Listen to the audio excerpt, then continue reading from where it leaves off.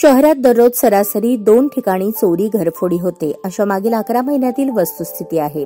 बंद घरांवर लक्ष ठेवून चोरटे अवघ्या काही मिनिटांमध्येच त्या ठिकाणी डाव टाकतात व दागिने रोकड घेऊन पसार होतात, असे पोलिसांकडील फिर्यादीतून स्पष्ट होते. या पार्श्वभूमीवर आता ज्या परिसरात चोरी घरफोडीचे प्रमाण अधिक आहे त्या प्रत्येक ठिकाणी QR कोड लावून रात्री नियमित आणि दिवसाही पोलीस गस्त घालणार आहेत.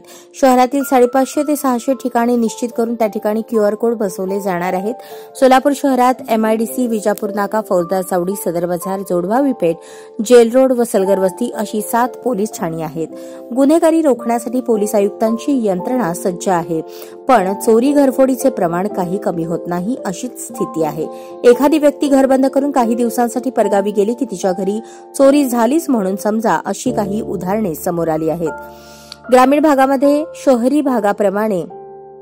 ग्रामीण भागाप्रमाणे शहरी भागात शेजार धर्म सहसा दिसत नाही.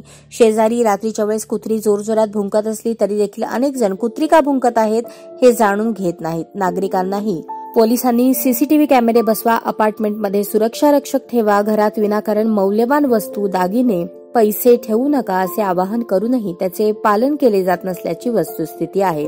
पण शहरात प्रभावीपणे पोलिसांची गस्त राहिल्यास चोरी घरफोडीसह अन्य गुन्ह्यांचे प्रमाण कमी होईल, असा विश्वास सोलापूरकरांना आहे.